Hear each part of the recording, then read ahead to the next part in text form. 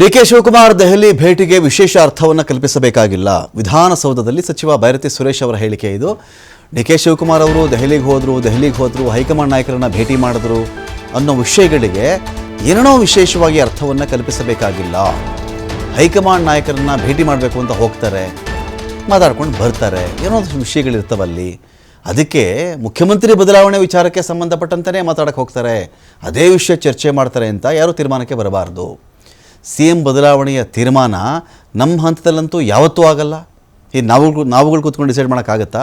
ಮುಖ್ಯಮಂತ್ರಿನ change ಮಾಡಿಬಿಡೋಣ, ಇನ್ನೊಬ್ರು ಇರಲಿ, ಇವ್ರು ಬೇಡ ಅಥವಾ ಇವರೇ ಮುಂದುವರಿಲಿ ಅಂಥೇಳಿ ನಮ್ಮಗಳ ತೀರ್ಮಾನ ಅಲ್ಲ, ನಮ್ಮ ಹಂತದ ತೀರ್ಮಾನವೂ ಅಲ್ಲ. ನಮ್ಮ ಮುಂದೆ ಇಂಥ ಯಾವುದೂ ಚರ್ಚೆ ಕೂಡ ಬಂದಿಲ್ಲ, ತೀರ್ಮಾನ ಕೂಡ ಆಗಿಲ್ಲ. ನಾವೆಲ್ಲರೂ ಹೈಕಮಾಂಡ್ನ ಆಣತಿಯಂತೆ ಕೆಲಸ ಮಾಡುವವರು ಅಂಥೇಳಿ ವಿಧಾನಸೌಧದಲ್ಲಿ ಸಚಿವ ಬೈರತಿ ಸುರೇಶ್ ಹೇಳಿಕೆಯನ್ನು ಕೊಟ್ಟಿದ್ದಾರೆ. ಇವತ್ತು ದೆಹಲಿಗೆ ತೆರಳಿರ್ತಕ್ಕಂಥ DCM DK ಶಿವಕುಮಾರ್ ರಾಜ್ಯ ರಾಜಕೀಯ ಬೆಳವಣಿಗೆಯ ಬಗ್ಗೆ ಹೈಕಮಾಂಡ್ ಜೊತೆ ಚರ್ಚೆ ಮಾಡುವಂಥ ಸಾಧ್ಯತೆ ಕೂಡ ಇದೆ. ಈಗ ದೆಹಲಿಗೆ ಹೋಗೋದು ನಮ್ಮ ಹೈಕಮಾಂಡ್ ಇರ್ತದೆ, ಎಲ್ಲ ಸರ್ವಸ್ವತಂತ್ರರು.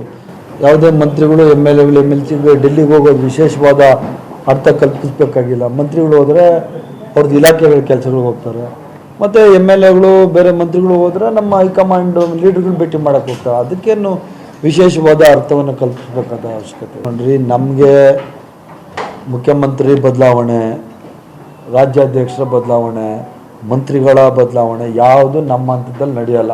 ಇದೆಲ್ಲ ಹೈಕಮಾಂಡ್ ಹಂತದಲ್ಲಿ ನಡೆಯೋದು. ಮುಖ್ಯಮಂತ್ರಿಗಳು, ಉಪಮುಖ್ಯಮಂತ್ರಿಗಳು, ನಮ್ಮ ಹೈಕಮಾಂಡ್ ಏನಿದೆ ಅವ್ರು ತೀರ್ಮಾನ ಮಾಡ್ತಾರೆ. ಇದ್ರ ಬಗ್ಗೆ ನಮಗೆ ಗೊತ್ತಿಲ್ಲ.